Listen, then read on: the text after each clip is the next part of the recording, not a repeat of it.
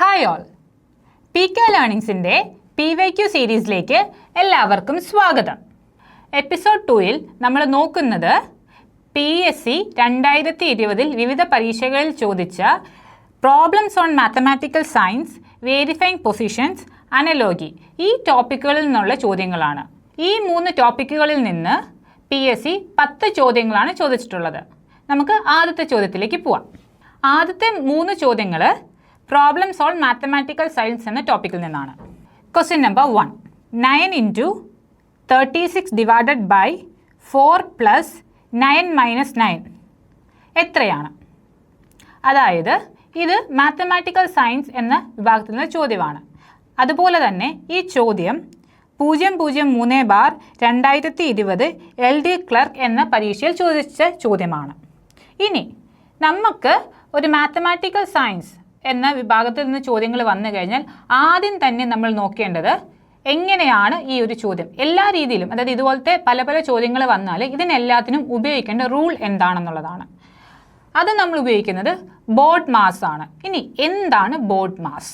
എല്ലാവരും ഇങ്ങോട്ട് നോക്കിയേ, ഇതൊരു 6 ആൽഫബറ്റ്സ് വരുന്നൊരു വേർഡാണ് അല്ലേ. ഇനി നമുക്ക് ഈ ഓരോ ആൽഫബറ്റ്സും എന്തിനെയാണ് റെപ്രസെൻ്റ് ചെയ്യുന്നതെന്ന് നോക്കാം. ആദ്യത്തെ B എന്ന് പറയുന്നത് ബ്രാക്കറ്റ് ആണ്. നമുക്ക് അറിയാമല്ലോ, നമ്മൾ പല പല ചോദ്യങ്ങളിൽ ചില നമ്പേഴ്സിനെ നമ്മൾ എന്ത് ചെയ്യും, ഇങ്ങനെ ഒരു ബ്രാക്കറ്റിൽ അല്ലേ, ഇത് 2 + 3 ആണെങ്കിൽ നമ്മൾ എന്ത് ചെയ്യും, ഈ 2 നമ്പേഴ്സിനെ നമ്മളൊരു ബ്രാക്കറ്റിനുള്ളിലാക്കും. അപ്പം ഇങ്ങനെ വന്നു കഴിഞ്ഞാൽ അങ്ങനത്തെ ഒരു പ്രോബ്ലത്തിനകത്ത് അല്ലെങ്കിൽ ഇതുപോലൊരു ക്വസ്റ്റ്യനകത്ത് ഒരു ബ്രാക്കറ്റ് കണ്ടാൽ എന്ത് ചെയ്യണം, ആദ്യം തന്നെ ആ ബ്രാക്കറ്റിനുള്ളിൽ ഇത് ചെയ്ത് തീർത്തിട്ട് വേണം അടുത്തയിലേക്ക് പോവാൻ. അതുപോലെ തന്നെ അടുത്ത ലെറ്റർ എന്ന് പറയുന്നത് ഓഫ് ആണ്. അതായത് ഓഫ് എന്ന് പറയും. ഓഫ് എന്ന് പറഞ്ഞാൽ നമ്മൾ പേഴ്സൻറ്റേജിൻ്റെ കണക്കൊക്കെ ചെയ്യുമ്പോൾ നമ്മൾ പറയും 36% ഓഫ് എക്സ് അല്ലേ. എക്സിൻ്റെ 36% കാണേണ്ടത്. അപ്പം ഇങ്ങനത്തെ ഒരു ചോദ്യം വന്നാൽ എന്താ, അവിടെ ഒരു ഓഫ് വരുന്നുണ്ട് അല്ലേ. ഈ ഓഫിനെ നമ്മൾ ഇൻറ്റു അല്ലെ മൾട്ടിപ്ലിക്കേഷൻ്റെ രീതിയിലാണ് നമ്മൾ ഓഫിനെ മാറ്റി എഴുതുന്നത്. അതുപോലെ ആണ് നമ്മൾ ഇവിടെയും നോക്കുന്നത്. ആദ്യം എന്ത് നോക്കണം, ബ്രാക്കറ്റ് നോക്കണം. അത് കഴിഞ്ഞ് എന്ത് നോക്കണം, ഓഫ് നോക്കണം. അടുത്തത് നമ്മൾ നോക്കേണ്ടത് D എന്താണെന്നുള്ളതാണ്. D എന്ന് പറയുന്നത് ഡിവിഷൻ ആണ് അല്ലേ, അല്ലെങ്കിൽ ഹരണം. ഒരു സംഖ്യേനെ മറ്റൊരു സംഖ്യ വെച്ച് ഹരിക്കുമ്പോൾ നമ്മളതിനെ ഡിവിഷൻ എന്ന് പറയും. അപ്പോൾ ആദ്യം നമ്മൾ ബ്രാക്കറ്റ് നോക്കി, പിന്നെ നമ്മൾ ഓഫ് നോക്കി, പിന്നെ നമ്മൾ ഡിവിഷൻ നോക്കി. ഇനി മൂന്നാമത് നോക്കേണ്ടതാണ് മൾട്ടിപ്ലിക്കേഷൻ അല്ലേ, ഗുണിക്കുക. മൂന്നാമത് മൾട്ടിപ്ലിക്കേഷൻ നോക്കണം. നാലാമത് ചെറുതായിട്ടൊന്ന് മിസ്റ്റേക്ക് പറ്റി. ആദ്യം നോക്കേണ്ടത് ബോഡ് മാസിൽ B ആണ്, അതായത് ബ്രാക്കറ്റ് ആണ്. രണ്ടാമത് നോക്കേണ്ടത് ഓഫ് ആണ്. മൂന്നാമത് നോക്കേണ്ടത് ഡിവിഷനും. നാലാമതാണ് നമ്മൾ മൾട്ടിപ്ലിക്കേഷനും നോക്കേണ്ടത്. അഞ്ചാമത് നോക്കേണ്ടത് അഡിഷനാണ്, അതായത് കൂട്ടുക. ആറാമത് നോക്കേണ്ടത് സബ്ട്രാക്ഷൻ, കുറയ്ക്കുക. അപ്പം നോക്കിക്കേ, ബോഡ് മാസ് മനസ്സിലായില്ലേ. BODMAS ഓരോ ടേംസും അല്ലെ ഓരോ ആൽഫബറ്റ്സും എന്താണ് റെപ്രസെൻ്റ് ചെയ്യുന്നതെന്ന് പഠിച്ചു വെച്ച് കഴിഞ്ഞാൽ ഈ രീതിയിലുള്ള ക്വസ്റ്റ്യൻ വന്നാൽ നമുക്ക് ചെയ്യാൻ പറ്റും. ഈ ക്വസ്റ്റ്യൻസ് ഭയങ്കര സിമ്പിളാണ്. നമ്മൾ അതല്ലാതെ പോയി നമുക്ക് പെട്ടെന്ന് തന്നെ ഇപ്പോൾ ഈ ഒരു ക്വസ്റ്റ്യനിൽ നമുക്ക് എവിടെയാണ് തെറ്റുക, ഇപ്പം നമ്മൾ പോയിട്ട് 9 - 9 ചെയ്തല്ലേ. 9 - 9 എന്ന് പറയുമ്പോൾ 0 ആയി. അപ്പം ഇതിൻ്റെ മുന്നേ ഇപ്പം ഈ ഒരു ക്വസ്റ്റ്യൻ ഒരു രീതിയിൽ എഴുതുമ്പം ആ 9 - 9ൻ്റെ മുന്നേ ഒരു മൾട്ടിപ്ലിക്കേഷൻ ആയിരുന്നു കിടന്നു എന്ന് വിചാരിക്കും. നമ്മൾ എന്ത് ചെയ്യും, ഈ 0 ലാസ്റ്റ് നമ്മൾ കണ്ടുവച്ചിട്ട് ബാക്കി മൊത്തം ചെയ്തിട്ട് ഒന്ന് മൾട്ടിപ്ലൈ ചെയ്യും അല്ലേ. അപ്പോൾ എന്ത് പറ്റും, നമുക്ക് ഉത്തരം 0 ആയിട്ട് കിട്ടും. അപ്പം ആ മിസ്റ്റേക്ക് പലപ്പോഴും എക്സാമുകൾ പല കുട്ടികൾ ചെയ്യാറുണ്ട്. അപ്പോൾ അവർ പറയും എന്ത് പറ്റി മിസ്സേ, ഇതിന് 0 ആയെന്നല്ലേ. അതിൻ്റെ കാരണം എന്താണ്, നിങ്ങൾ അവിടെ പോയി ചെയ്യുന്നത് നിങ്ങൾക്ക്, അതായത് നമുക്ക് ഏറ്റവും എളുപ്പത്തിൽ എന്ത് ചെയ്യാൻ പറ്റും അത് ആദ്യം ചെയ്തിട്ടാണ് ബാക്കി ചെയ്യുക. പക്ഷെ അങ്ങനെ ചെയ്യരുത്. അങ്ങനെ ചെയ്യുമ്പോൾ നമുക്ക് ഉത്തരം തെറ്റായിട്ടാണ് കിട്ടുന്നത്. അതുകൊണ്ട് ബോഡ് മാസ് എന്ന റൂൾ ഉപയോഗിച്ച് വേണം ചെയ്യാൻ വേണ്ടി. അതുപോലെ തന്നെ ഈ ചോദ്യത്തിൻ്റെ ഉത്തരം C ആണ്. ഇനി എങ്ങനെയാണ് നമുക്ക് ഈ ഒരു ചോദ്യത്തിന് ഉത്തരം കണ്ടുപിടിക്കുന്നത് നോക്കാം. അപ്പം നമ്മുടെ റൂൾ എന്താണ്, ബോഡ് മാസ്. ഞാൻ ആദ്യമേ ബോഡ് മാസ് ഇവിടെ എഴുതിയിട്ടുണ്ട്. ഓക്കെ, ഇനി നമുക്ക് നമ്മുടെ ചോദ്യം എടുത്ത് എഴുതാം. 9 into 36 divided by 4 plus 9 minus 9. ഇനി നോക്കി, ഇതിൽ നമ്മൾ ആദ്യം എന്താണ് ചെയ്യേണ്ടത്, നമുക്ക് ആദ്യം ബ്രാക്കറ്റ് ഉണ്ടോ നോക്കാം അല്ലേ. ഈ ചോദ്യത്തിനകത്ത് എങ്ങും ബ്രാക്കറ്റ് ഇല്ല, അപ്പം നമുക്ക് ബ്രാക്കറ്റ് വേണ്ട. അടുത്ത ഓഫ് ഉണ്ടോ നോക്കാം. ഈ ചോദ്യത്തിലെങ്ങും നമുക്ക് ഓഫ് ഇല്ല. അടുത്ത എന്താണ്, നമുക്ക് ഇനിയുള്ളത് ഡിവിഷനാണല്ലേ. ഡിവിഷനുണ്ട്. അപ്പം നമുക്കിവിടെ എന്താ, ഇവിടെ ഡിവിഷനുണ്ട്. അത് കഴിഞ്ഞ് എന്താ നമുക്കുള്ളത്, മൾട്ടിപ്ലിക്കേഷൻ ഉണ്ട് അല്ലേ. ഇവിടെ നമുക്ക് മൾട്ടിപ്ലിക്കേഷൻ ഉണ്ട്, അത് കഴിഞ്ഞ് അഡീഷനും ഉണ്ട്, അതിനുശേഷം സബ്ട്രാക്ഷനും ഉണ്ട്. അപ്പോൾ നമുക്ക് ഓർഡർ മനസ്സിലായില്ലേ? ആദ്യം ഡിവിഷൻ ചെയ്യണം, രണ്ടാമത് മൾട്ടിപ്ലിക്കേഷൻ ചെയ്യണം, മൂന്നാമത് അഡീഷൻ ചെയ്യണം, നാലാമത് സബ്ട്രാക്ഷനും ചെയ്യണം. അപ്പോൾ ഈ ഓർഡറിൽ നമുക്കൊന്ന് ചെയ്ത് നോക്കാം. ഡിവിഷനകത്ത് സംഖ്യ എന്താ?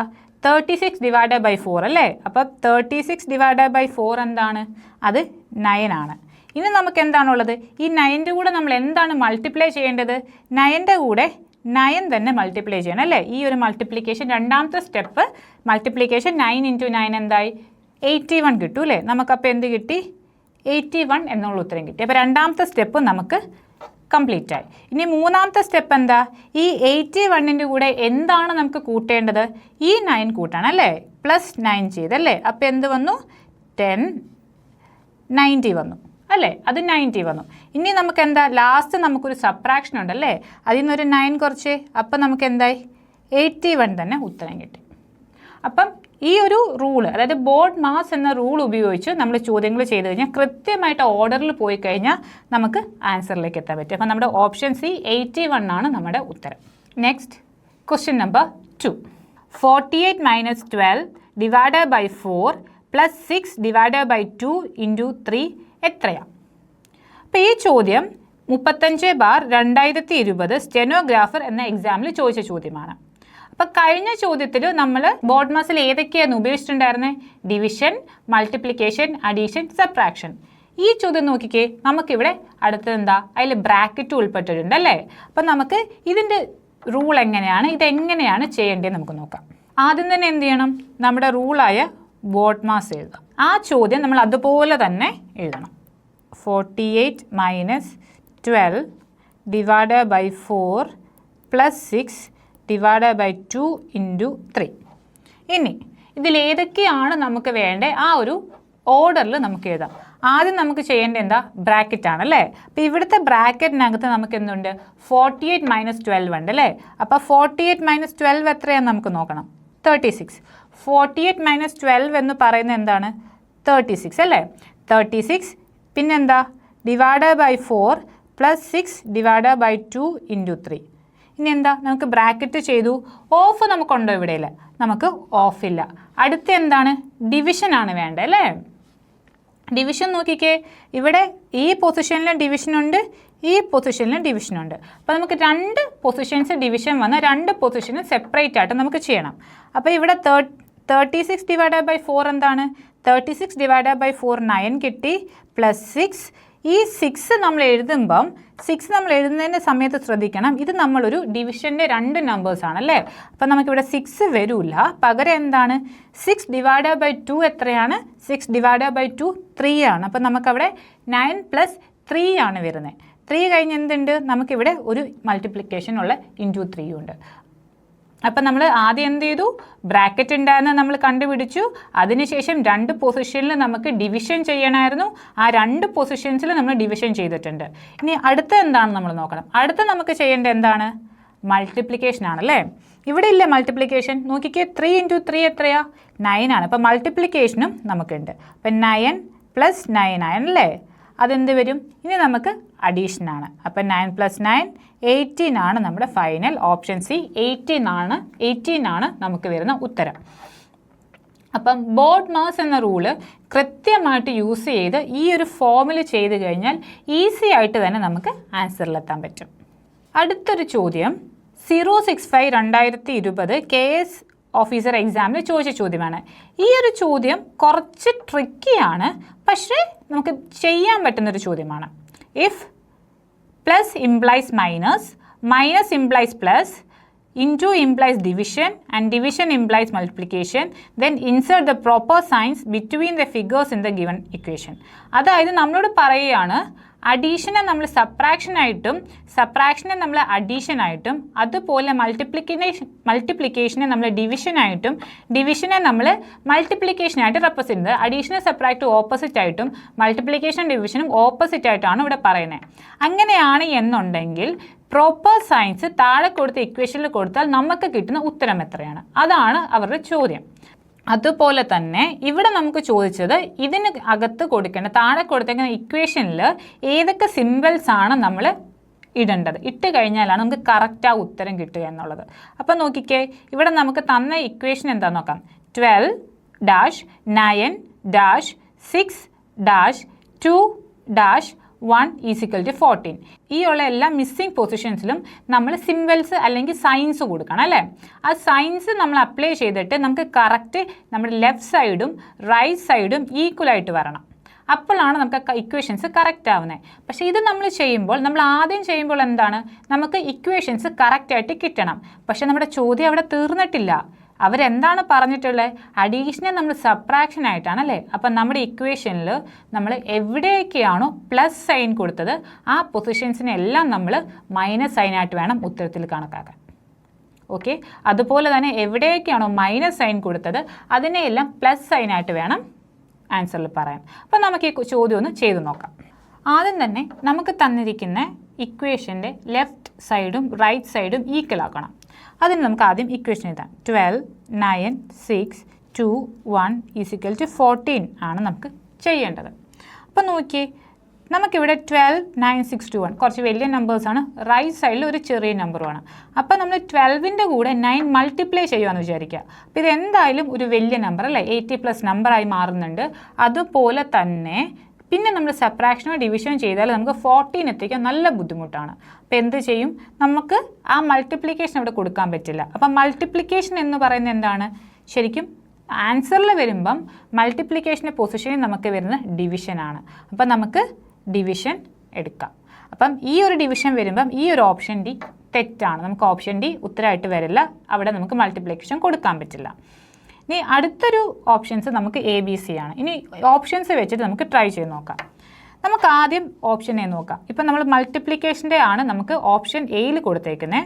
ആ മൾട്ടിപ്ലിക്കേഷൻ ഓപ്ഷനിൽ വന്നാൽ ആ പൊസിഷനിൽ നമ്മൾ എന്ത് ചെയ്യണം, ഡിവിഷൻ ചെയ്യണം അല്ലേ. അവിടെ ഡിവിഷൻ കൊടുത്തു, അതുപോലെ സബ്ട്രാക്ഷൻ്റെ അവിടെ നമ്മൾ അഡീഷൻ കൊടുത്തു, ഡിവിഷൻ്റെ അവിടെ മൾട്ടിപ്ലിക്കേഷൻ കൊടുത്തു, അഡീഷൻ്റെ അവിടെ സബ്ട്രാക്ഷനും കൊടുത്തു. ഇനി ഈ ഒരു ഇക്വേഷൻ നമുക്ക് 40 എന്നുള്ള ഉത്തരം തരുമോ ഇല്ലയോ എന്ന് ചെക്ക് ചെയ്യാം. അപ്പം 12/9 + 6 × 2 - 1 അല്ലേ. 12/9 എന്ന ആദ്യം നമ്മൾ എന്താണ് ബോഡ് മാസ് റൂൾ എടുക്കണം അല്ലേ. ബോഡ് മാസ് എടുത്തു. ബോഡ് മാസ് എടുത്തപ്പം നമുക്ക് ബിയും ഇല്ല ഒയും ഇല്ല, ഡിവിഷനാണ്. അപ്പോൾ ഡിവിഷനകത്ത് ചെയ്യുമ്പം തന്നെ അതൊരു ഹോൾ നമ്പർ നമുക്ക് തരുന്നില്ല. ഹോൾ നമ്പർ തരാതിരിക്കുമ്പോൾ തന്നെ നമുക്കറിയാം ഇത് ഉത്തരം വരില്ല. അപ്പം ഓപ്ഷൻ എ നമുക്ക് എടുക്കാൻ പറ്റില്ല.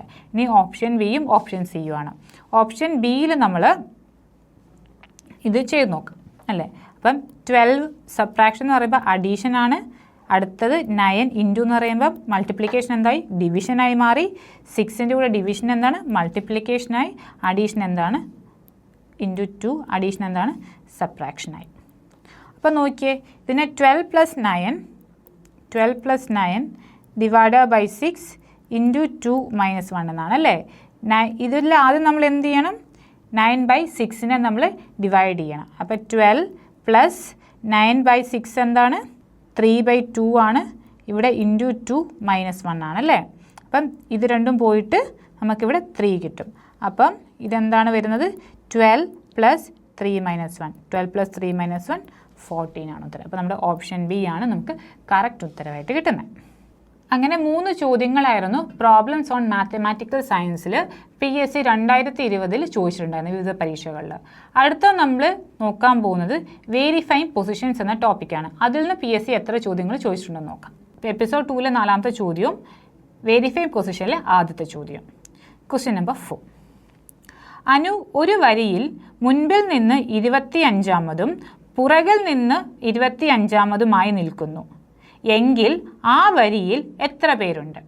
അതായത് നമ്മൾ സ്കൂളിലൊക്കെ ക്യൂ നിൽക്കുമ്പോൾ നമുക്കൊരു പൊസിഷൻ ഉണ്ടാവും അല്ലേ. നമ്മൾ ചിലപ്പം ബാക്കിലോ ഇടയ്ക്ക് എവിടെയെങ്കിലും ആയിരിക്കും. അപ്പോൾ നമ്മൾ കൗണ്ട് ചെയ്യുമ്പോൾ എന്താ, നമ്മൾ ഫ്രണ്ടിൽ നിന്ന് കൗണ്ട് ചെയ്യുമ്പോൾ നമ്മളൊരു ഒരു നമ്പർ എത്തും. അതുപോലെ ബാക്കിൽ നിന്ന് കൗണ്ട് ചെയ്യുമ്പോൾ നമ്മൾ ഒരു പൊസിഷൻ എത്തും അല്ലേ.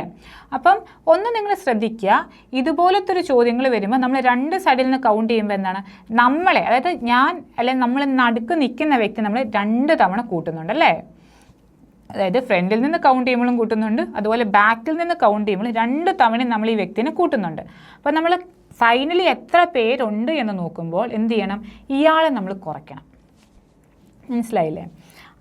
അതുപോലെ തന്നെ നമ്മൾ ഈ ഒരു വ്യക്തിനെ കുറയ്ക്കുന്നത് ഒരിക്കലും മറക്കരുത്. കാരണം ഇത് കുറയ്ക്കാൻ വിട്ടുപോയാൽ നമ്മൾ ഉത്തരം തെറ്റും. കാരണം ഓപ്ഷനിൽ എപ്പോഴും ആ കറക്റ്റ് ഉത്തരവും കാണും, ഇയാളെ കൂട്ടിയിട്ടുള്ളൊരു ഉത്തരവും ഓപ്ഷനിലുണ്ടാവും. അപ്പോൾ അത് പ്രത്യേകം ശ്രദ്ധിക്കണം. അതുപോലെ ഈ ചോദ്യം ചോദിച്ചിരിക്കുന്നത് 3/2020 LD ക്ലർക്ക് എക്സാമിലാണ്. ഇനി ഈ ഒരു ചോദ്യത്തിൻ്റെ ഉത്തരം എന്താണെന്ന് നമുക്ക് നോക്കാം. ഓക്കെ, അനു എവിടെയാണ് നിൽക്കുന്നത്? അനു ഇവിടെയാണ് അനുവിൻ്റെ പൊസിഷൻ അല്ലേ. അനു ഇങ്ങനൊരു വരിയിൽ നിൽക്കുവാണ്. ഇവിടെ കുറേ പേരുണ്ട് അല്ലേ. ഇവിടെ കുറേ പേരിങ്ങനെ നിൽപ്പുണ്ടെന്ന് വിചാരിക്കും. അനു ഇതാണ്, ഇവിടെ കുറേ പേര് നിൽപ്പുണ്ട്. അപ്പം അനു ഫ്രണ്ടിൽ നിന്ന്, അതായത് ഇത് ആദ്യത്തെ ഫ്രണ്ടാണ് കേട്ടോ, ഇത് ഫ്രണ്ട് പൊസിഷനും ഇത് ബാക്ക് പൊസിഷനുമാണ്. ഫ്രണ്ടിൽ നിന്ന് അനുവിൻ്റെ പൊസിഷൻ എന്താ? 25-ാമതാണല്ലേ. ഫ്രണ്ടിൽ നിന്ന് 25-ാമതും അതുപോലെ ബാക്കിൽ നിന്നും അനു 25-ാമതാണ്. രണ്ട് സൈഡിൽ നിന്നും അനു എന്ന് പറഞ്ഞ കുട്ടി നിൽക്കുന്ന 25-ാമത് പൊസിഷനിലാണ്. ഇനി എന്ത് ചെയ്യണം? ഇങ്ങനൊരു ചോദ്യം വന്നു കഴിഞ്ഞാൽ നമ്മൾ ഫ്രണ്ടിൽ നിന്നുള്ളവരെയും കൂട്ടണം, ബാക്കിൽ നിന്നുള്ളവരെയും കൂട്ടണം. അപ്പോൾ എന്താണ്? ഫ്രണ്ടിൽ നിന്നുള്ള 25 പേരും അതുപോലെ ബാക്കിൽ നിന്നുള്ള 25 പേരും കൂടെ നമുക്ക് കൂട്ടുമ്പോൾ എത്ര കിട്ടും? 50 പേര് കിട്ടും അല്ലേ. ഇനി നോക്കിക്കേ, നമ്മൾ ഫ്രണ്ടിൽ നിന്ന് ഒരു പ്രാവശ്യം അനുവിനെ കൂട്ടി, അതുപോലെ ബാക്കിൽ നിന്ന് ഒരു പ്രാവശ്യം അനുവിനെ കൂട്ടി. അപ്പോൾ അനു നമ്മൾ എത്ര പ്രാവശ്യം കൂട്ടി? 2 പ്രാവശ്യം നമ്മൾ അനുവിനെ കൂട്ടി. ഒരു കുട്ടിനെ 2 പ്രാവശ്യം കൂട്ടേണ്ട ആവശ്യമുണ്ടോ? അതില്ല. അതുകൊണ്ട് എന്ത് ചെയ്യണം? നമ്മളിവിടെ ഒരു തവണ അനുവിനെ കുറയ്ക്കണം. അപ്പോൾ നമ്മൾ 50-ൽ നിന്ന് 1 പോയാൽ എത്രയാണ്? നമുക്ക് കിട്ടുന്ന ഉത്തരം 49 ആണ്. അപ്പോൾ നമ്മുടെ ഓപ്ഷൻ ഡി ആണ് ഉത്തരം വരുന്നത്. 49 ഉത്തരം. അപ്പോൾ ഇവിടെ ശ്രദ്ധിക്കേണ്ട കാര്യം, പുറകിൽ നിന്നും നമ്മൾ എത്ര പേരുണ്ടെന്ന്, ഫ്രണ്ടിൽ നിന്ന് എത്ര പേരുണ്ടെന്ന് എടുക്കുക, പുറകിൽ നിന്ന് എത്ര പേരുണ്ടെന്ന് എടുക്കുക, അത് രണ്ടും കൂട്ടുക. അതിൽ നിന്ന് ഫ്രണ്ടിൽ നിന്ന് കൂട്ടുമ്പോഴും നമ്മൾ ആ ഒരു വ്യക്തിനെ കൂട്ടിയിട്ടുണ്ട്, ബാക്കിൽ നിന്ന് കൂട്ടുമ്പോഴും ആ വ്യക്തിനെ കൂട്ടിയിട്ടുണ്ട്. 2 പ്രാവശ്യം ആ വ്യക്തിനെ കൂട്ടേണ്ട ആവശ്യമില്ല. അതുകൊണ്ട് 1 നമ്മൾ കുറച്ചിട്ട് എഴുതാവുള്ളൂ. അപ്പം ഇങ്ങനെയാണ് ഈ ഒരു റോയുടെ അല്ലെങ്കിൽ ഈ ഒരു പൊസിഷൻസിൻ്റെ ക്വസ്റ്റ്യൻസ് വരുമ്പോൾ നമ്മൾ ചെയ്യേണ്ടത്. അടുത്തത് ക്വസ്റ്റ്യൻ നമ്പർ 5. ഇത് നമ്മൾ ആലോചിക്കേണ്ട ഒരു ചോദ്യമാണ് കേട്ടോ. ഇത് കുറച്ച് ടൈം എടുക്കും, പക്ഷെ നമ്മൾ ജസ്റ്റ് അതൊന്ന് വരച്ച് കൃത്യമായിട്ട് മാർക്ക് ചെയ്താൽ നമുക്ക് സിമ്പിളായിട്ട് ആൻസർ കണ്ടുപിടിക്കാം. ആദ്യം നമുക്ക് ചോദ്യത്തിലേക്ക് പോവാം. 6 persons are seated on a round dining table in such a way that Adul sits in front of the Binoy, Elia sits between Adul and David, Firoz sits to the left of Binoy and Chaya sits between Adul and Firoz. Who sits between Binoy and Elias? അല്ലേ? A David, B Firoz, C ചായ, D Binoy. ഈ ചോദ്യം 15/2020 KS എക്സാമിൽ ചോദിച്ച ചോദ്യമാണ്. അപ്പോൾ question കാണുമ്പോൾ കുറച്ച് വലുതായിട്ട് തോന്നും, പക്ഷേ നമ്മളിത് വരച്ചിട്ട് കൃത്യമായിട്ട് മാർക്ക് ചെയ്താൽ നമുക്ക് സിമ്പിളായിട്ട് ഉത്തരം കണ്ടുപിടിക്കാൻ പറ്റും. ഇനി ഈ ചോദ്യത്തിന് ഉത്തരം എന്താണെന്ന് നോക്കാം. ആദ്യം തന്നെ എന്താണ് അവർ ചോദിച്ചതെന്ന് ചോദിക്കണം. ഇങ്ങനത്തെ ചോദ്യങ്ങൾ പല രീതിയിൽ വരാം. അതായത് അവർ ഒരു സ്റ്റാൻഡിങ്ങിന് ക്യൂ ചോദിക്കാം, അല്ലെങ്കിൽ സിറ്റിംഗ് അറൗണ്ട് എ ടേബിൾ ചോദിക്കാം. Sitting around A square table ആവാം അല്ലേ. സ്ക്വയർ ടേബിൾ റൗണ്ട് ടേബിളും വ്യത്യാസങ്ങൾ വരാറുണ്ട്. അതുപോലെ തന്നെ സിറ്റിംഗ് ഓപ്പോസിറ്റ് ടു ഈച്ച് അതറോ അല്ലെങ്കിൽ sitting in around a circle facing outward എന്ന് ചോദിക്കുക. അപ്പം എന്താണോ ക്വസ്റ്റ്യനിൽ ചോദിച്ച രീതി അതനുസരിച്ച് വേണം നമ്മൾ പിക്ചർ വരച്ച് തുടങ്ങാൻ വേണ്ടി. ഇവിടുത്തെ ചോദ്യത്തിൽ അവരെന്താണ് പറഞ്ഞേക്കുന്നത്? They are seated on A round dining table അല്ലേ. അവർ റൗണ്ട് ഡൈനിങ് ടേബിളിലാണ് ഇരിക്കുന്നത്. അപ്പോൾ എന്താണ്? നമ്മളൊരു റൗണ്ട് ഡൈനിങ് ടേബിൾ വരച്ചു അല്ലേ. റൗണ്ട് ഡൈനിങ് ടേബിൾ വരച്ചു. ഇനി സച്ച് വേ ദാറ്റ് എങ്ങനെയാണ് ഇരിക്കുന്ന പൊസിഷൻ? അപ്പം ഇവിടെ നമുക്ക് റൗണ്ട് ഡൈനിങ് ടേബിൾ വരച്ചു. അതുപോലെ തന്നെ എത്ര പേരുണ്ടെന്നും കൂടെ നോക്കണം. 6 പേരാണ് ഇരിക്കുന്നത്. അപ്പം 6 പേർക്കുള്ള പൊസിഷൻ നമ്മൾ കൊടുക്കണം അല്ലേ. 6 പേരിരിപ്പുണ്ട്. ഞാൻ 6 പേരെയും ആ ഡൈനിങ് ടേബിളിൻ്റെ ചുറ്റും ഇരിക്കാനുള്ള പൊസിഷൻസും അവർക്ക് കൊടുത്തു. ഇനി നമ്മൾ ഓരോരുത്തർ എവിടെയാണ് ഇരിക്കുന്നതെന്ന് ചോദ്യത്തിൽ പറഞ്ഞ അനുസരിച്ച് വേണം നമ്മൾ മാർക്ക് ചെയ്ത് പോകാൻ. നമുക്ക് നോക്കാം എങ്ങനെയാണ് ഓരോരുത്തർ വരുന്നതെന്ന്. ആദ്യം തന്നെ Atul sits in front of Binoy അല്ലേ. അതുൽ എവിടെയാണ് ഇരിക്കുന്നത്? അതുലിരിക്കുന്നത് ബിനോയുടെ ഫ്രണ്ടിലാണ്. ഫ്രണ്ടിൽ എന്ന് വെച്ചാൽ ഇവിടെ ശ്രദ്ധിക്കണം, നമ്മളൊരു ക്യൂവിൽ നിൽക്കുവാണെങ്കിൽ നമ്മുടെ ഫ്രണ്ടിൽ എന്ന് പറഞ്ഞാൽ എൻ്റെ മുന്നിലാണല്ലേ. അപ്പം നമ്മൾ എൻ്റെ മുന്നിൽ നിന്നുള്ള പൊസിഷൻ നോക്കണം. പക്ഷേ ടേബിളാണ്, ഒരു റൗണ്ട് ടേബിളിൽ പറയുമ്പം എൻ്റെ മുന്നിൽ എന്ന് പറഞ്ഞാൽ എന്നെ ഫേസ് ചെയ്താണ് ആ വ്യക്തി ഇരിക്കുന്നത് അല്ലേ. ഇപ്പം നോക്കി ഇവിടെ ഇരിക്കുമ്പോൾ എൻ്റെ മുന്നിലൊരു കുട്ടി എന്ന് പറയുന്നത് എന്താ? ആ കുട്ടി ഇരിക്കുമ്പോൾ എന്നെ ഫേസ് ചെയ്താണ് ആ കുട്ടി ഇരിക്കുന്നത്. അപ്പം ഇതുപോലെ തന്നെ എന്താണ്? അതിൽ ആരുടെ മുന്നിലാണ് ഇരിക്കുന്നത്? ബിനോയുടെ മുന്നിലാണ്. അപ്പം എന്താണ്? അതിലും ബിനോയും അങ്ങോട്ടും ഇങ്ങോട്ടും ഫേസ് ചെയ്താണ് ഇരിക്കുന്നത്. അപ്പോൾ അവരുടെ പൊസിഷൻ എവിടെ വന്നാലും അവർ ഓപ്പോസിറ്റ് ഇരിക്കണം. അപ്പം ഞാൻ അതുലിൻ്റെ പൊസിഷൻ ഇവിടെ കൊടുത്തു, അതുപോലെ തന്നെ ഓപ്പോസിറ്റ് ബിനോയുടെ പൊസിഷനും കൊടുത്തു. അപ്പോൾ രണ്ടുപേരും ഓപ്പോസിറ്റായിട്ട് sits in front of Binoy അല്ലേ, രണ്ടുപേരും ഓപ്പോസിറ്റായിട്ടിരുന്നു. ഇനി എന്താണ്, നമുക്ക് അതുലും ഉണ്ട് ബിനോയ് ഉണ്ട്. അപ്പം നമുക്ക് ഈ ഒരു രണ്ട് പേരെ കണക്ട് ചെയ്തിട്ട് വേറെ ആരെങ്കിലും ഉണ്ടോ എന്ന് നോക്കാം അല്ലേ. അടുത്തത് Elias sits between Atul and David.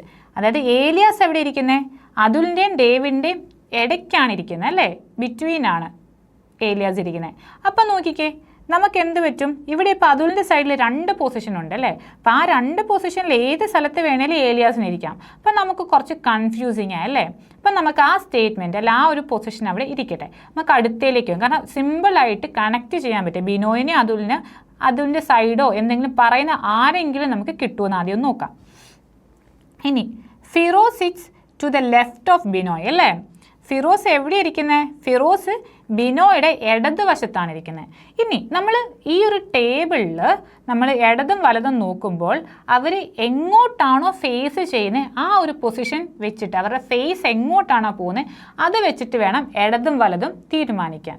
അപ്പോൾ ഇവരെല്ലാവരും ഇപ്പം സെൻറ്ററിലേക്കാണ് ഫേസ് ചെയ്യുന്നത് അല്ലേ, എല്ലാവരും സെൻറ്ററിലേക്കാണ് ഫേസ് ചെയ്യുന്നത്. അപ്പോൾ സെൻറ്ററിലേക്ക് ഫേസ് ചെയ്യുമ്പം ബിനോയുടെ വലതുവശം ഏതാണ് ഇടതുവശം ഏതാണെന്ന് നമ്മൾ ശ്രദ്ധിക്കണം. അപ്പം ഇവിടെ ബിനോയുടെ വലതുവശം ഇതും ഇടതുവശം ഇതുമാണ്. അപ്പോൾ എവിടെയാണ് ഫിറോസ് എവിടെ ഇരിക്കുന്നത്, Firoz sits to the left of Binoy അല്ലേ, ബിനോയുടെ ലെഫ്റ്റ് വശത്താണ് ഫിറോസ്. അപ്പോൾ ഫിറോസ് ഇവിടെ വരും, ഫിറോസ് ബിനോയുടെ ഇടതുവശത്തിരുന്നു. അപ്പോൾ ആ ഒരു സ്റ്റേറ്റ്മെൻറ്റും നമ്മൾ കംപ്ലീറ്റ് ആയി. ഇനി നമുക്ക് എന്താ, ഇനി നമുക്ക് ബിനോയ് ഉണ്ട്, ഫിറോസ് ഉണ്ട്, അതുലുണ്ട്. ബിനോയ്, ഫിറോസ്, അതുൽ, ഈ മൂന്ന് പേരെയും ഇനി കണക്ട് ചെയ്തിട്ട് നമുക്ക് എന്തെങ്കിലും കണ്ടുപിടിക്കാൻ പറ്റുമോ നോക്കണം. നോക്കിക്കേ, ഇവിടെ ഇപ്പം എന്താണ്, നമുക്ക് അതുലും ഫിറോസും ഉണ്ടല്ലേ. അതുലും ഫിറോസും വരുമ്പോഴത്തേന് അതുലും ഫിറോസിൻ്റെ ഇടയ്ക്കാണ് ചായ ഇരിക്കുന്നത് അല്ലേ. Chaya sits between Atul and Firoz. അപ്പോൾ ചായയുടെ പൊസിഷൻ എന്താണ്, Chaya sits between Atul and Firoz. അതുലിനെ ഫിറോസിനെ നടുക്ക് ചായ ഇരുന്നു. ഇനി നോക്കിയേ, ഇനി നമുക്ക് Elias sits between Atul and David അല്ലേ. ഏലിയാസ് എവിടെ ഇരിക്കുന്നത്, അതുലിൻ്റെയും ഡേവിൻ്റെ ഇടയ്ക്കാണ്. പിന്നെ അതുലിൻ്റെ സൈഡിൽ ആകെയുള്ള പൊസിഷൻസ് ഏതാ, ഈ രണ്ട് പൊസിഷൻസിലല്ലേ ഇവർക്ക് വരാൻ പറ്റുള്ളൂ. അപ്പം എന്ത് വരും, ഏലിയാസ് ആരുടെ ഇടയ്ക്കാണ്, അതുലിൻ്റെയും ഡേവിഡിൻ്റെ ഇടയ്ക്കാണ്. അപ്പോൾ ഏലിയാസ് ഇവിടെ വരും, ഡേവിഡ് ഇവിടെയും വരും.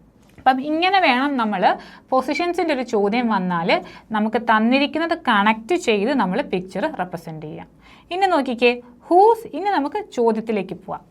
Who sits between Binoy and Elias അല്ലേ. ബിനോയിയും ഏലിയാസും ഇടയ്ക്ക് ആരാണ് ഇരിക്കുന്നതെന്ന് ചോദ്യം. അപ്പോൾ കണ്ടോ, ബിനോയുടെയും ഏലിയാസിൻ്റെ ഇടയ്ക്ക് ആരായിരിക്കുന്നത്, ഡേവിഡാണ് ഇരിക്കുന്നത്. അതായത് ഓപ്ഷൻ എ ഡേവിഡാണ് രണ്ടുപേരുടെയും, അതായത് ഏലിയാസിൻ്റെയും ബിനോയുടെയും ഇടയ്ക്കിരിക്കുന്നത്. ഇങ്ങനെയാണ് പൊസിഷനിൽ സീറ്റിംഗ് വരുമ്പോഴത്തേന് നമ്മൾ കണ്ടുപിടിക്കേണ്ട രീതി. അടുത്തത് ക്വസ്റ്റ്യൻ നമ്പർ 6. ഒരു വരിയിൽ അനു നിൽക്കുന്നത് മുന്നിൽ നിന്നും 8-മതും പിന്നിൽ നിന്ന് 37-മതുമാണ് എങ്കിൽ ആ വരിയിൽ എത്ര പേരുണ്ടാവും. ഇതേപോലൊരു ചോദ്യമാണ് നമ്മൾ കുറച്ച് മുന്നേ ചെയ്തിട്ടുണ്ട്. അതും അനു തന്നെയായിരുന്നു. അനു അവിടെ 25-മതും ബാക്കിൽ നിന്ന് 25-മതും. പക്ഷേ ഇവിടെ നമുക്ക് നമ്പറിനൊരു വ്യത്യാസം ഉണ്ടെന്ന് മാത്രം അല്ലേ. സെയിം മെത്തേഡാണ്, എല്ലാം സിമിലറായിട്ട് വരുന്ന ചോദ്യമാണ്. ഇതും 35/2020 സ്റ്റെനോഗ്രാഫർ ചോദ്യപേപ്പറിൽ ചോദിച്ചതാണ്. ഇനി ഇതിൻ്റെ ഉത്തരം എന്താണെന്ന് നമുക്ക് നോക്കാം. നോക്കിക്കേ, ആദ്യം എന്താണ്, നമ്മുടെ ക്യൂ ഉണ്ട് അല്ലെ, വരിയുണ്ട്, അതിൽ കുറേ പേരിങ്ങനെ നിൽക്കുന്നുണ്ട്. അതിൽ നമ്മുടെ അനു ഉണ്ട് അല്ലേ. അനുവിനെ നമ്മളിവിടെ നിർത്തും. അനു എന്താ, പിന്നിൽ നിന്ന് എത്രാമതാണ്, പിന്നിൽ നിന്ന് 37-മതാണ് അല്ലേ. അതുപോലെ മുന്നിൽ നിന്ന് അനു 8-മതുമാണ്. അനു മുന്നിൽ നിന്ന് 8-മതും പിന്നിൽ നിന്ന് 37-മതുമാണ് അനു നിൽക്കുന്നത്. അപ്പം നമുക്കിനി എന്ത് ചെയ്യണം, ഈ രണ്ട് സംഖ്യകളും കൂട്ടണം അല്ലേ. അതിൽ ചോദ്യം എന്താണ്, ആ വരിയിൽ എത്ര പേരുണ്ടാവും, മൊത്തത്തിൽ ഈ ഒരു വരിയിൽ മൊത്തത്തിൽ എത്ര പേരുണ്ട് എന്നാണ് നമ്മുടെ ചോദ്യം. അപ്പം നമുക്ക് എന്ത് ചെയ്യണം, ഈ തന്ന സംഖ്യകൾ അനുവിൻ്റെ പൊസിഷൻസ് എത്രയാണ് നമ്മൾ കൂട്ടണം. അതായത് 37ഉം 8ഉം, അതായത് 45 മൊത്തത്തിൽ നമ്മുടെ പൊസിഷൻ വരിക. പക്ഷേ അനുവിനെ നമ്മൾ 2 പ്രാവശ്യം കൂട്ടുന്നുണ്ടല്ലോ. അപ്പോൾ നമ്മൾ 1 പ്രാവശ്യം അനുവിനെ കുറയ്ക്കണം അല്ലേ. അപ്പോൾ നമ്മൾ അനുവിനെ 1 പ്രാവശ്യം കുറയ്ക്കുമ്പോൾ എത്ര കിട്ടും, 44. ഓപ്ഷൻ സി ആണ് നമുക്ക് വരുന്ന ഉത്തരം. ഇത് കുറച്ച് സിമ്പിളാണ്. നമ്മൾ ആ ഒരു നമ്പേഴ്സ് കണ്ടുപിടിച്ചിട്ട് അനുവിനെ 2 പ്രാവശ്യം കൂട്ടുന്നതുകൊണ്ട് നമ്മളത് ഒരു പ്രാവശ്യം അനുവിനെ കുറയ്ക്കുമ്പോൾ നമുക്ക് ഉത്തരം കിട്ടുന്നുണ്ട്. അടുത്ത ചോദ്യം ക്വസ്റ്റ്യൻ നമ്പർ 7. ഇവിടെ നമ്മളോട് പറഞ്ഞിരിക്കുന്നത് ഒരു കുറച്ച് ഫ്രണ്ട്സ് ഉണ്ട്, അവരുടെ ഹൈറ്റ് വെച്ചുള്ള ചോദ്യമാണ്. നമ്മൾ കുറച്ച് മുന്നേ ചെയ്തത് ഒരു സീറ്റിൻ്റെ റൗണ്ട്, അതായത് ഒരു റൗണ്ട് ഡൈനിങ് ടേബിളിൽ ചുറ്റും ഇരുന്ന അവരുടെ പൊസിഷൻസ് ആണ്. പക്ഷേ ഇവിടെ അവരെന്താണ്, അവർ ഹൈറ്റ് അനുസരിച്ച് നിൽക്കുകയാണ് അല്ലേ, ആ ഒരു രീതിയിലുള്ള ചോദ്യമാണ്.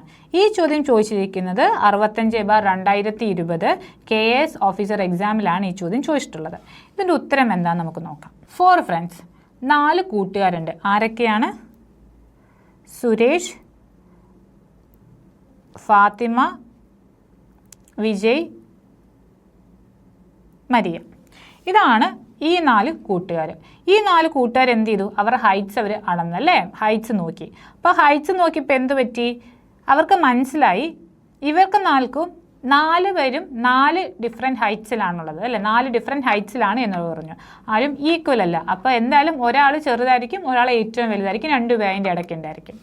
ഇനി നോക്കിയേ, Fathima is shorter than Vijay അല്ലേ. ഫാത്തിമ എന്താണ്?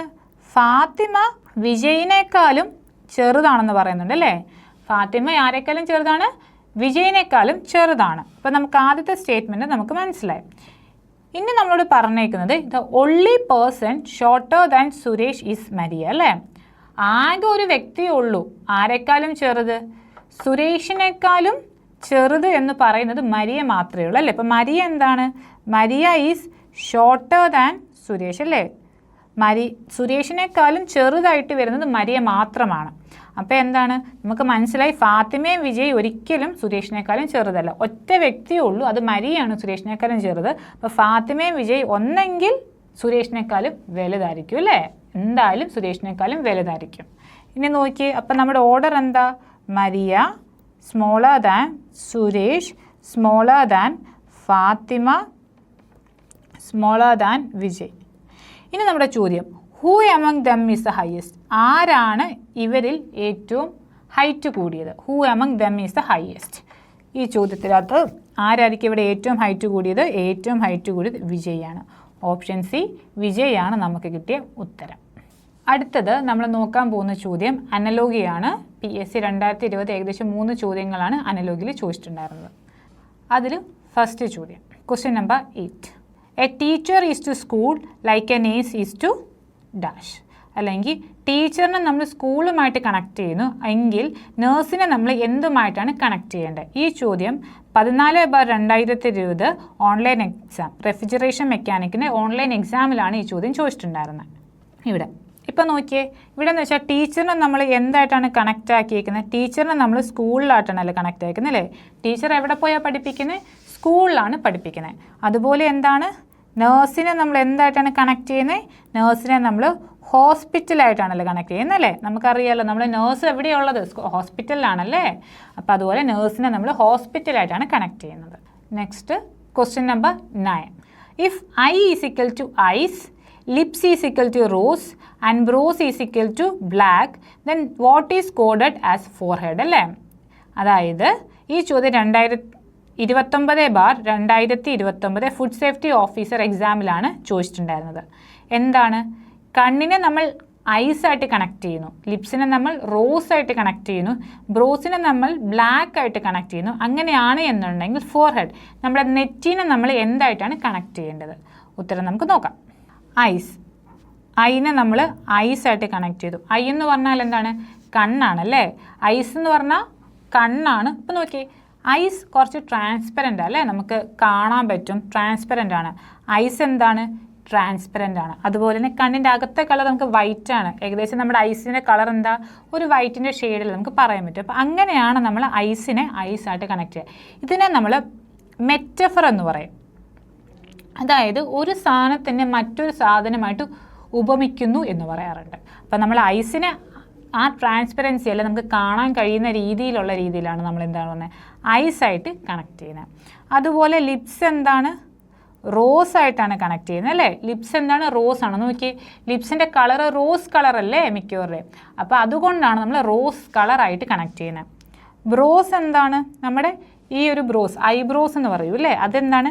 ബ്ലാക്ക് കളറാണ് അല്ലേ, അത് നമുക്ക് ബ്ലാക്ക് കളറായിട്ട് കണക്കാക്കാം. അപ്പോൾ ഫോർഹെഡ്, നെറ്റി എന്ന് പറയുന്നതിനെ നമ്മൾ ഫ്രോണ്ടിയർ ആയിട്ടാണ് കണക്റ്റ് ആക്കുന്നത്. ഫ്രോണ്ടിയർ എന്ന് പറഞ്ഞാൽ ഫ്രണ്ടിൽ, നമ്മുടെ നെറ്റി എന്ന് പറയുന്നത് തലയുടെ ഏറ്റവും ഫ്രണ്ടിലെ ഭാഗം നമ്മളാണ് അല്ലേ. അപ്പോൾ നമ്മൾ ഫ്രോണ്ടിയറിന് ആയിട്ടാണ് കണക്റ്റ് ആക്കുന്നത്, ഏറ്റവും ഫ്രണ്ടിലുള്ള ഭാഗമായിട്ടാണ് നമ്മൾ കണക്കാക്കുന്നത്. അപ്പോൾ ഇതിൻ്റെ ഉത്തരം ഓപ്ഷൻ ഡി ആണ്, ഫ്രോണ്ടിയർ ആണ് ഉത്തരം. അടുത്തത് question number 10. Vaunt is to flaunt is to desperate is to what. അതായത് വോണ്ട് എന്ന് നമ്മൾ ഫ്ലോണ്ട് ആയിട്ടാണ് കണക്റ്റ് ആക്കുന്നത് എങ്കിൽ ഡിസ്പാരേറ്റ് എന്ന് പറയുന്നത് എന്തിനെയാണ് കണക്ട് ചെയ്യുന്നത്? ഈ ചോദ്യം 29/2020 ഫുഡ് സേഫ്റ്റി ഓഫീസർ എന്ന എക്സാമിലാണ് ചോദിച്ചിട്ടുണ്ടായിരുന്നത്. ഇതിൻ്റെ ആൻസർ നമുക്ക് നോക്കാം. വോണ്ട് ഈസ് ടു ഫ്ലോണ്ട് അല്ലേ. വോണ്ടിൻ്റെ അർത്ഥം എന്താ? വോണ്ടിൻ്റെ അർത്ഥം എന്ന് പറഞ്ഞാൽ SP അല്ലെങ്കിൽ നമ്മളെ തന്നെ പുകഴ്ത്തുന്നതിനാണല്ലേ വോണ്ട് എന്ന് പറയുക. ഷീ വാസ് എ വോണ്ട് എന്ന് പറയും അല്ലേ, അവളെ തന്നെ പുകഴ്ത്തിക്കൊണ്ടിരിക്കുകയാണ്. അപ്പോൾ നമുക്ക് എന്താണ്, ഒരു സെൽഫായിട്ട് ഒരാളെ പറയുന്നതിനാണ് നമ്മൾ വോണ്ട് എന്ന് പറഞ്ഞാൽ. അതേ സെയിം മീനിങ് വരുന്നതാണ് ഫ്ലോണ്ട്. അവരുടെ ഓരോ കഴിവുകൾ എടുത്ത് പറഞ്ഞ് ഓരോരുത്തരുടെ കഴിവുകൾ നമ്മൾ എടുത്ത് പറയുന്നതിനാണ് നമ്മൾ ഫ്ലോണ്ട് എന്നും പറയുക. അപ്പം ഇത് രണ്ടും എന്താണ്, സിനോണിംസ് ആണ് അല്ലേ. സിനോണിംസ് അതായത് ഒരേ അർത്ഥമുള്ള വാക്കുകളാണ്. വോണ്ടും ഫ്ലോണ്ടും ഒരേ അർത്ഥമുള്ള വാക്കുകൾ സിനോണിംസ് ആണ്. അത് അങ്ങനെയാണ് എന്നുണ്ടെങ്കിൽ ഡിസ്പാരേറ്റ് എന്ന് പറയുന്നത് എന്താണ്, അതിൻ്റെ സിനോണിം ആയിട്ടുള്ളൊരു വാക്ക് വരണം. ഇനി ഇതുപോലത്തെ ചില എക്സാമിൽ നമുക്ക് ചിലപ്പം എന്താണ് മനസ്സിലാവുന്നത്, നമുക്ക് ചിലപ്പോൾ ആ വാക്കുകളുടെ അർത്ഥം ക്ലിയർ ആയിട്ട് മനസ്സിലാവുന്നുണ്ടാവില്ല അല്ലേ, ചിലർക്ക് അറിയില്ലായിരിക്കും. അപ്പോൾ നമുക്ക് അങ്ങനെ വന്നാൽ നമുക്ക് എന്തായിരിക്കും ചെയ്യേണ്ടതെന്ന് നോക്കാം. ഇവിടെ നോക്കിയേ, ഇനി ഇവിടെ ഈ ഒരു ഓപ്ഷൻസ് അപ്പം നിങ്ങൾക്ക് ശരിക്കും കുട്ടികൾക്ക് മനസ്സിലല്ല, വോണ്ട് ഫ്ലോണ്ട് അതിൻ്റെ അർത്ഥം അറിയില്ല. അപ്പോൾ ഡിസ്പാരേറ്റിൻ്റെ അർത്ഥം എന്ന് വെച്ചാൽ, ഡിസ്പാരേറ്റ് എന്ന് പറഞ്ഞാൽ വ്യത്യാസം എന്നുള്ളതാണ് അർത്ഥം വരിക. ഇനി അതും അറിയില്ലെങ്കിൽ നോക്കാം. സിമിലർ എന്ന് പറഞ്ഞാൽ ഒരുപോലെ, ഹോമോജീനിയസ് അല്ലേ, ഹോമോജീനിയസ് എന്ന് പറഞ്ഞാൽ ഒരുപോലെ, എലൈക്ക് ഒരുപോലെ. ഈ 3 എയും ബിയും ഡിയും ഒരേ അർത്ഥം വരുന്ന വാക്കുകളാണല്ലേ. അപ്പം ഒരേ അർത്ഥം വരുവാണെങ്കിൽ ഈ 3 ഒരേ അർത്ഥം വന്നാൽ എന്തായാലും ഈ ഒരു ക്വസ്റ്റ്യന് ഉത്തരം വരാൻ ചാൻസ് വളരെ കുറവാണ്. അപ്പം അതിനെ നമുക്ക് കട്ട് ചെയ്ത് കളയാൻ പറ്റും, ഭയങ്കര കുറവാണ്. പിന്നെ അത് മാറി നിൽക്കുന്നത് കോൺട്രാസ്റ്റ്, വ്യത്യാസമുള്ളത് അല്ലേ. ഈ 3 വ്യത്യസ്തമായിട്ട് നിൽക്കുന്നതാണ് കോൺട്രാസ്റ്റ്. അപ്പം അത് ഉത്തരം വരാൻ ഒരു പോസിബിലിറ്റി കൂടുതലാണ്. നമുക്കൊന്നും അറിയില്ലെങ്കിലും നമുക്ക് ഇങ്ങനത്തെ ചെറിയൊരു ഗസ് വർക്ക് ചെയ്തും ഉത്തരം കണ്ടുപിടിക്കാം. ഇനി നമുക്കിതിൻ്റെ ഉത്തരം എങ്ങനെയാണ് കൃത്യമായിട്ട് കണ്ടുപിടിക്കുന്നത് നോക്കാം. വോണ്ടും ഫ്ലോണ്ടും ഒരേ മീനിങ് വരുന്ന വാക്കുകളാണ്. അത് സെൽഫായിട്ട് നമ്മൾ ബൂസ്റ്റ് ചെയ്യുക എന്നുള്ളതാണ് അതിൻ്റെ അർത്ഥം വരിക. അപ്പം ഡിസ്പാരേറ്റ് എന്ന് പറഞ്ഞാൽ നമ്മൾ വ്യത്യാസം, ഡിഫറെൻ്റ് എന്നാണ് അതിൻ്റെ അർത്ഥം അല്ലേ. ഡിഫറെൻ്റ് ആണ് അതിൻ്റെ അർത്ഥം. അപ്പം ഡിഫറെൻ്റ് എന്നർത്ഥം വരുന്ന വാക്കാണ് കോൺട്രാസ്റ്റ് അല്ലേ. നമ്മൾ പറയും കോൺട്രാസ്റ്റ് ഉള്ള ഡ്രസ്സ് ഇടുക എന്നല്ലേ. നമ്മൾ ഡ്രസ്സിൻ്റെ കാര്യത്തിൽ നോക്കുമ്പോൾ 2 കോൺട്രാസ്റ്റ് ഉള്ള കളറിലെ ഡ്രസ്സ് ഇടുക, അതായത് 2 വ്യത്യസ്ത കളറുകളുള്ള ഡ്രസ്സ് ഇടുക എന്നാണ് നമ്മൾ ഉദ്ദേശിക്കുന്നത്. അപ്പം ഈ ഡിസ്പാരേറ്റിൻ്റെ ഉത്തരം വരുന്നത് കോൺട്രാസ്റ്റ് ആണ്. ഓപ്ഷൻ സി കോൺട്രാസ്റ്റ് ആണ് കറക്റ്റ് ഉത്തരം. ഇതുപോലെയാണ് problems on mathematical science, verifying position, അതുപോലെ തന്നെ അനലോഗിയിലെ ചോദ്യങ്ങൾ നമ്മൾ നോക്കേണ്ടത്. എല്ലാവർക്കും ഈ ഒരു ടോപ്പിക്ക് മനസ്സിലായെന്ന് വിശ്വസിക്കുന്നു. Thank you all.